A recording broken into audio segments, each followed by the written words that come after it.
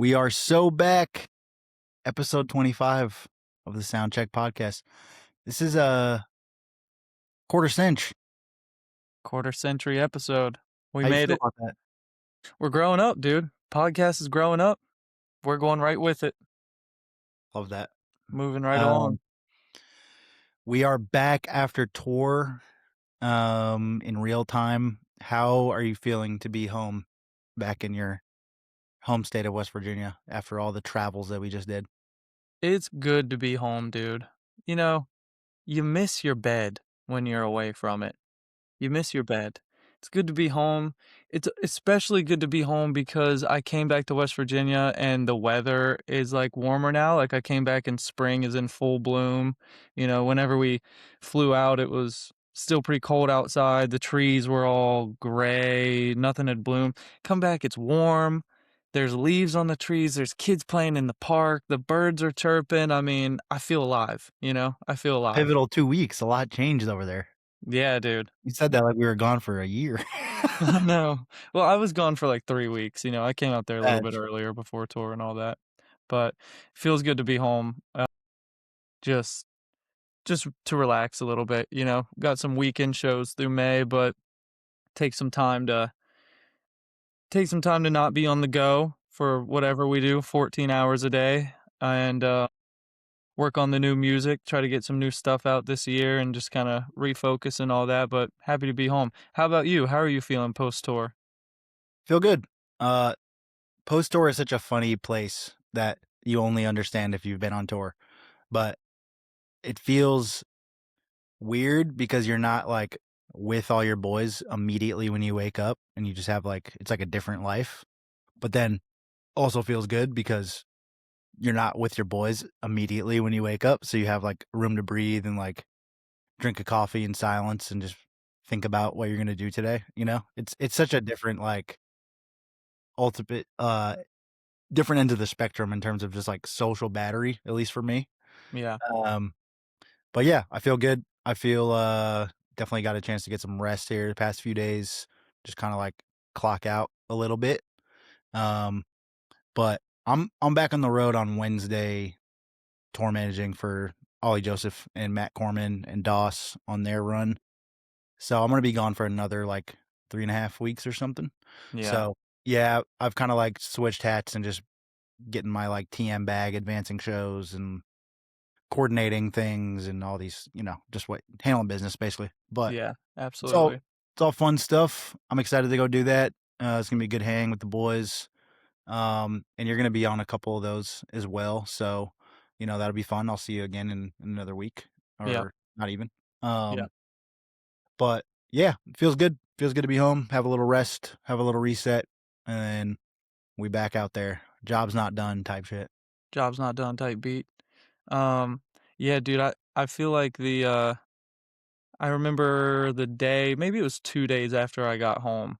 I woke up in the morning and I got moving, and my body still had that feeling of, like, what has to be done. Like, what like, 'cause, on tour, it's, like, such a tight schedule, even if it's just, like, a driving day. It's, like, there's 6 of us, so it's, like, everyone's gotta make sure you shower as soon as you get up because we're just on, like, a tight schedule or, there's always just, like, a bunch of things to do, and you stay busy, and then I remember I woke up and there was genuinely, like, kinda just nothing to do, like, I had a day to just relax, but my body was still, like, a little bit in freak out mode, like, "No, you definitely need to be doing something right now," you Yeah. know?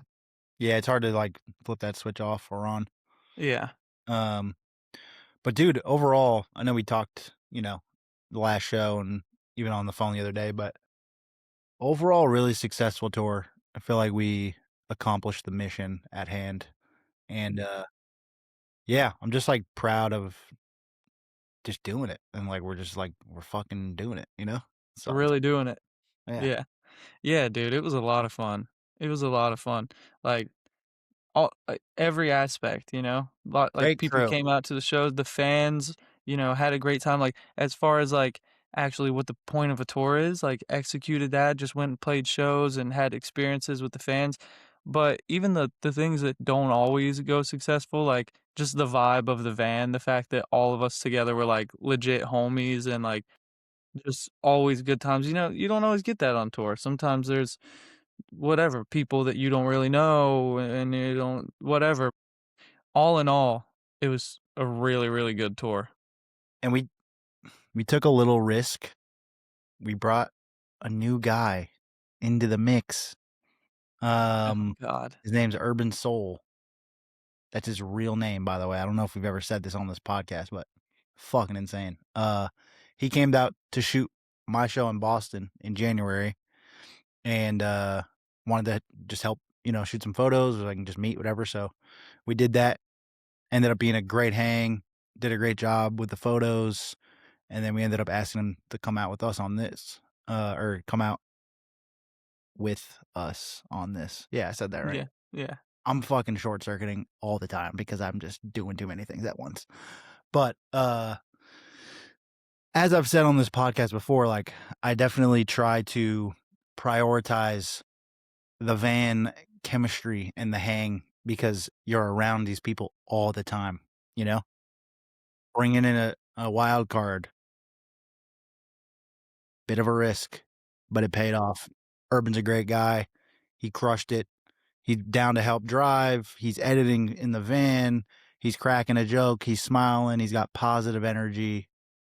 Great time. I'm very glad we brought him along, and I think he'll be part of another crew somewhat soon. Like, kid's gonna get hired, basically, is my point, by somebody. yeah, So, yeah, shout out to Urban Soul on the yeah. wild card. Shout out Herb.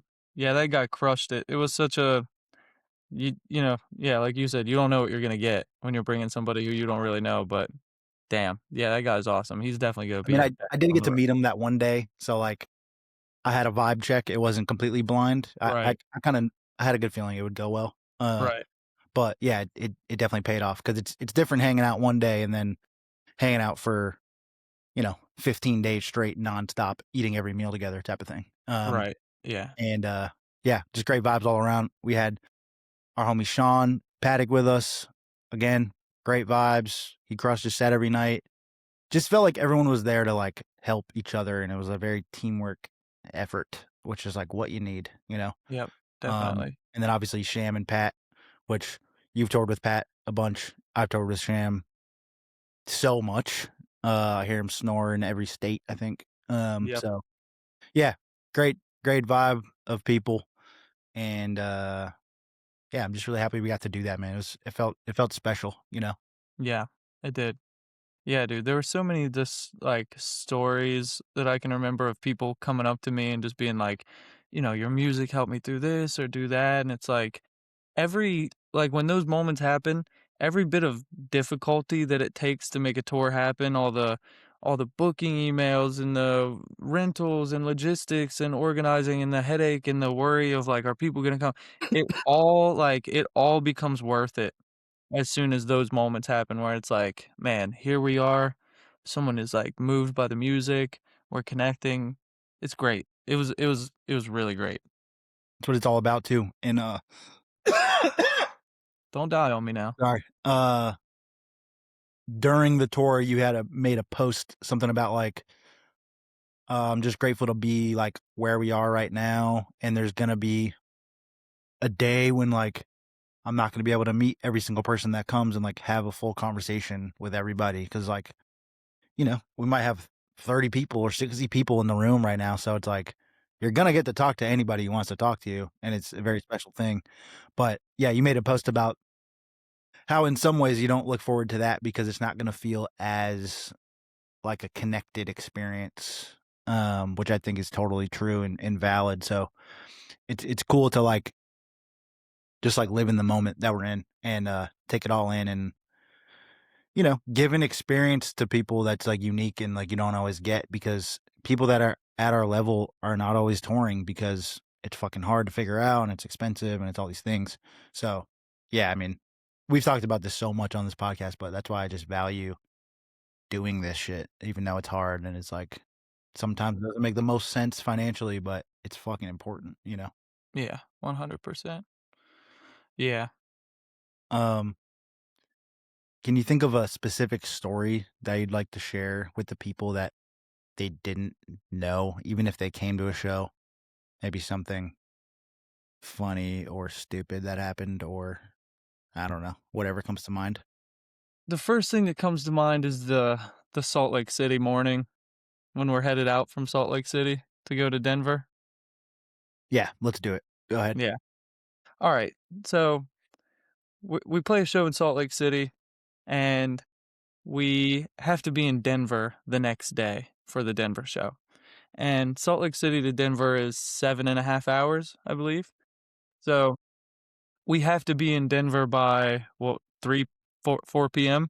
So we're like, all right, by the time we stop and get gas a few times, use the bathroom, get food, whatever, we're gonna need maybe 9 or 9, 10 9 or hours. 10 hours to make Yeah, that 7.5 hour drive. So we get up at 5 AM, and we all plan to leave by 5:30, and we do that. We all get up, we get ready, we're out the door 5:30. which I was proud of, by the way. Yeah, It's that part of was my big. I gotta make sure everyone's on time, and we fucking did that. That was great. That was big for us. Get out the door at 5:30, and we're in the van maybe for 2 minutes. We're backing out of the Airbnb, and Pat goes, "Oh." Gets out of the van. Well, one of our tires in the van was completely flat. It was no air in it. There was a nail in it. Yep, we got a nail in the tire. Um, which is not ideal when you're on a tight driving schedule and you gotta make it to a show that's 7.5 hours away. Not great to see your tire on the ground. So we're like, "Alright, we're gonna go down here to this gas station, and we're gonna put air in the tire." At this point, we don't know there's a nail in it. We don't know how bad it is. We're gonna go just pump up the tire, see how quick it's leaking. Maybe we can just throw air in it and get on the road. Well, we pull into this Maverick gas station, and the first thing we see is, keep in mind, 5:30 in the morning. Yeah, it's, like, still dark out. It's still dark out.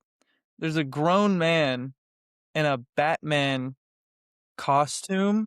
It wasn't even a Batman costume. He was wearing a Batman t-shirt with a mask on, and he was swinging a cane around and hitting a dance move, like, almost like a, I don't even know what you call that, like a Dougie or something, like, there's definitely a name for that move. He was Yeah, hitting this crazy move, and he had his phone on a tripod, so he was there, like, filming TikToks, 5:30 in the morning. or was. And he's doing it right next to the air pump.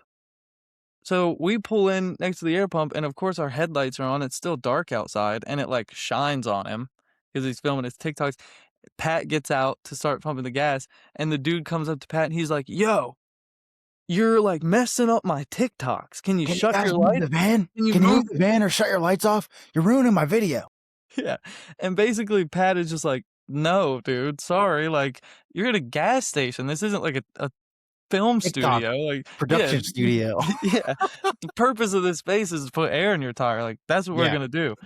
And so, Pat basically tells him, like, "No, let us handle the tire real quick, we're just putting air in and we'll be out of your way, just take it easy." And the dude kinda he, like, accepts that, but definitely had still a little bit of attitude. I saw him, like, stare down Pat for a minute, like, waiting to get some sort of interaction out. Whatever. He goes back to filming his TikToks. We finish putting air in the tire and we pull over to the gas pump and we put some gas in the van and we're talking about the tire. And finally we realized through conversation that Urban has AAA. And he's like, "Yo, I can probably call AAA. They'll come and just replace the tire. Like we have a spare tire on the van. So like let's just call, well, instead of like having this tire leak out on the road, we'll just put a new one on and be good." We're like, "All right." So we calls AAA and they're like, "All right, we'll be there in 30 minutes." We're waiting there. We just pull the van over to another side of the parking lot. And Go in in, this get a 30-minute, coffee, just yeah, we're like, just, like, we'll waiting hang for out. AAA. There's nothing else we can do. We're just sitting there. Yep, nothing else we can do. So we're just gonna get a coffee from the gas station. We're gonna, hang out, have some breakfast while AAA comes. In this So we go in, we get our coffee, we come back out and we're kinda eating in the van. We're kinda standing around and Pat has his phone. Pat was like on a phone call, I think, with his wife, and he was eating, kinda had like his coffee on the hood of the van. And here comes this fucking Batman dude down the sidewalk, and he's swinging that cane again. and he's getting awful close to Pat, and he gets about to the other end of the hood of the van, and I'm paraphrasing here, I don't remember what Pat said to him, but something about, like, He said, quit swinging that "Yeah, fucking I don't cane." appreciate you swinging that cane around," or something like that. Yeah. Yeah, he said, "I don't appreciate you swinging that cane coming towards me." Basically telling the dude, like, "Stop where you're at before Yeah, you come up and some g Batman hits him with a cane." And then this is where it went off the rails. This dude goes, "Why are you so fearful of Batman? Why are you so afraid of me?" bro. When I saw And this it shit, was I like was it like, kinda "This made has to be like this is like a joke or something. it has to be scripted.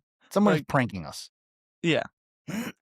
And I started giggling because that statement of, "Why are you so fearful of Batman?" made me think that that guy assumed Pat was, like, a criminal. That he was, like, doing some, like, righteous, like, superhero duty by Yeah, coming to hit Pat with his cane. right. So, basically, we don't press the issue too hard, we just tell the dude, like, "Man, just leave us alone, we're not trying to, like, argue with you, whatever, just leave us alone." And he kinda keeps trying to press the issue with Pat, and Pat's not really giving him what he wants. Like, this dude wanted A he reaction. wanted an exchange. Yeah, he was, Yeah. like, trying to bait an exchange, and we were, like, weren't really giving it to him. And we kinda diffused the situation. Sham, Dylan's keyboard player, was like, "Man, like, what's your TikTok?" Like, "I wanna Yeah. see your videos." Turns out this dude has, like, 14,000 TikTok followers. All of his videos are him hitting the same dance move in this Batman costume, and he's Fucking been doing ridiculous. it for, like, years, I think. It went back Yeah. for, like, years. It There just was hundreds of posts, like hundreds, yeah. hundreds of videos, and he was just doing the same dance move at, like, 5 AM in random, like, gas station parking lots. And he starts telling us, this actually isn't even my main the whole dancing thing isn't my main thing. Actually, what I wanna do is I wanna build an audience through this because I'm a mathematician, and I've discovered that the true nature of numbers is our numbers are all wrong, and what's actually real, instead of 1 through 10, we have to get rid of the numbers 7, 8, and 9. And he was like, "For us to, like, solve the universe, it has to be 1 through 6 and then straight to 10." And I'm gonna build an audience from dancing, and I'm gonna save society, and I'm gonna build a new civilization without the numbers 7, 8, and 9.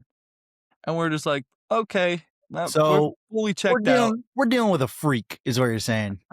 It That's it pretty was much what clicked into my head. I was like, "Ah, this guy's out of yeah, his fucking mind," which, like, you kind of assume that already. yeah. But the fact that he thought let's say he is this genius mathematician that has this new, like, numeric system that would be more efficient for society and it would help every why would all of us listen to that type of information from a guy that built a platform from dancing in a Batman costume at a gas station at Doesn't add up. 5:48 AM in Salt Lake City, Utah? Yeah, it doesn't add up. I don't get it. Get it either. I think there's ways that if you're, like, in the science community, you can go, like, get your research published, like, bit I think there's other ways to do that if you, like, legitimate have, like, a discovery, that's not dancing in a He Batman also costume. ended up leaving before we did, and he Yep, just took his fucking mask off and just hopped in a regular car and just drove away. This that guy's was like a 50 years old also, I don't know if he said that, but yeah, this is just somebody's dad or something, like, he's just, like, doing this in the morning before he goes to work. that was the craziest part of all of this. Because I thought this guy was gonna be, like, a homeless guy or, like, some Yeah. fucking, just, No, like, off the rails type of human, but, like, he, like clean, nice car, drove away, just yeah, like, "Okay, now he's gonna go," you know? after all this, like, insane activity in this parking lot where we heard the whole numbers thing, we're like, "Alright, this is clearly just a dude that's, like, out of his mind." After all of that, he walks a couple parking spots down and gets in, like, a new Nissan Rogue and drives off. Like, and I can remember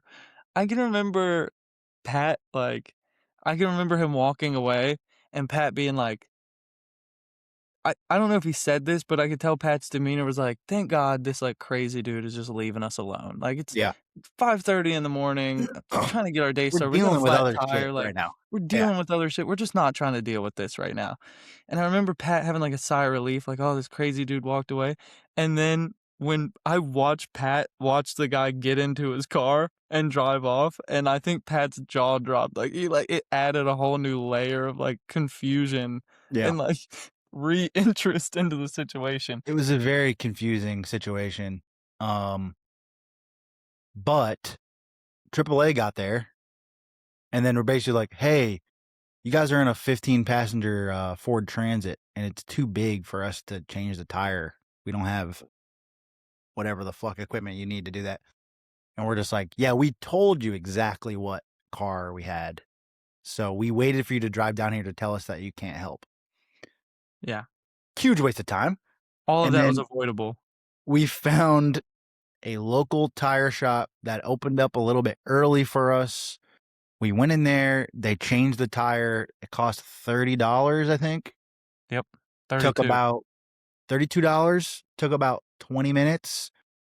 We were on our way and we made it there pretty much exactly on time for load in and sound check.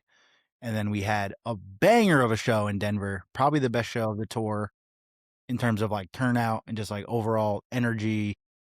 It was a very long day. I think I slept about 2 hours in Yeah. that entire, like, 24-hour window, but, man, there was a lot going on that day. There was so much just packed into a 24-hour day. By the time we That finished the show, like, I got off stage and we were like, "Okay, we're gonna sell a couple sell some merch and, like, pack everything up." I was so tired, and then I, like, thought about that dude at the gas station, and it felt like a week ago, and it was, like, the it same day. did. It was the same day, and that gas station event felt like a whole week before Yeah, that. it was crazy. Yeah, Um, none of us had time to shower before the show. It was I remember it was like dude, it was, I think, 10 minutes before the doors opened, maybe 15 minutes before the doors opened, and I was in the venue bathroom washing my hair in the sink. yeah, yeah, And they didn't even I I was didn't on ha the same didn't shit. have a towel or anything. I dried my hair with, like, a clean, like, bar rag or something. It was Yeah, the trenches that day, dude. yeah, you It just was yeah. it was the tour trenches, but the show was amazing, yeah. I would say between, Denver and Phoenix were, like, 2 of the biggest turnouts and just energy, like, you know, um, show was absolutely amazing. Yeah, But we had some God, good ones, man. It was a great time. and we can't forget about the everything's all topsy-turvy guy. Oh my god, I forgot about him. Yeah, there was another guy at the same Maverick gas station at 5:30 in the morning. This guy I think was homeless, but he was actually really, really cool. Like, the Batman guy was pretty annoying and, like, I would hang out with the actual homeless guy, yeah, like, maybe even by choice, yeah, because he was funny as shit, and he he, was like, was so funny. harmless. The other dude was trying to piss people off and, like, get a TikTok clip, and he was Yeah, just, like, trying to fucking piss me off, and it wasn't gonna be me, but there was close to a fucking fight. Like, the yeah. energy around that situation was like, "Yo, do we have to, like, beat this guy's ass right now?" And I There really yeah, don't there want. yeah, there was a moment with yeah, where it was like, "Man, is it gonna come to that?" But the other Um guy, sorry, I didn't mean to cut you off. Tell us about the other guy because he was fucking sick, actually. Yeah, there was, like, an actual, like, homeless dude who was also at the Maverick, and he was, like, kinda hanging out with, like, the Batman guy, and he came up and talked to us as well, and we thought, like, "Oh, fuck, like, there's another one, like, here we go again." But this dude was actually mad cool. I'm sad I don't think we caught his name, but he was funny as shit, and, he just kept telling us jokes, and honestly, it brought a good lighthearted moment to, like, everything else was stressful. The tire was stressful. We thought Yeah. we were gonna be late to the show. This random Batman guy's, like, harassing us, trying to, like, fire up Pat for a TikTok video or something. Um, but this dude came up and he was so funny. His opening line was like, "What did the piece of paper say to the pack of pencils?" And we're like, "Oh, what?" And he goes, "Y'all are looking sharp this morning." He would just come in with, like, a little, like, street joke and then just, like, disappear and then come back, like, 2 minutes later, like it was almost like he would go learn about a joke and then come tell us. Yeah. Yeah. He was, like, going and, like, checking his, like, notepad or something. Yeah, yeah. Um, I'm sitting there drinking my coffee, checking my email, like, I'm, like, emailing the production manager in Denver, like, "Hey, we might be late. We got a flat tire. I'll keep you guys posted. Sorry." This guy comes over, "How long's the Chinaman?" "It's a statement, not a question." And then he just runs away. And I'm just like, "Bro, this guy is making my life right now. It's the best." Yeah. Yeah, he was really good. Um, oh yeah, he had these glasses on, but they looked like goggles, and he, like, put them upside down on his face, and he was like, Yeah. "What'd he tell you?" Everything's all topsy-turvy. My favorite thing I've ever heard. Dude, that became, like, an inside joke of the tour, like, one little thing would go wrong, would be like, "Everything's all I topsy-turvy." said that at least 9 times during Soundcheck after that Yeah, at different yeah. places. Also, you know what else I really appreciated about that guy? I'm used to the homeless people on the East Coast, and they are I don't know how to word this, but they don't, like, help the community, like, there's always, like, shopping carts full of trash and just shit under bridges everywhere, and it's just not, like it's not a good thing. Yeah, This dude which just not that doing being the homeless is, opposite. like, a good thing anywhere, Yeah, but I vividly remember this dude was, like, walking around the parking lot, picking up trash and throwing it away and be like, "Why's everybody gotta leave their trash laying around? Like, can't we yep. clean up the world?" And I was like, "This guy's moving different." Like, Yeah, dude. I mean, there was security at the gas station because it was kind of like on a corner. It was like a poppin' area. It wasn't like in the middle of nowhere. Like, it was 6 o'clock in the morning and it was Utah, but there was security like outside of the gas station and they weren't bothering this guy. They were like, "Oh, yeah, he's probably already over here all the time, like, he's not yeah, bothering anybody, he's just, like, hanging out." yeah, But the Batman guy, they were, like, keeping his eye because they were yeah, like, yeah. "This dude's fucking causing problems, and he's just Yeah, yeah, kind of a yeah, lunatic," you know? yeah, yep. So Yeah, they probably know the other homeless dude, I wish we got his name. They probably know him well, like, he's probably just there cracking he's probably there cracking jokes right now. yeah. Oh, yeah, for sure. Well, it's a little late to, Yeah, 2 PM. but he was writing some maybe he's writing some jokes, He's maybe he's writing getting material for tomorrow morning, yeah. getting ready for tomorrow morning, yeah. Yeah, Yeah, that guy was hilarious.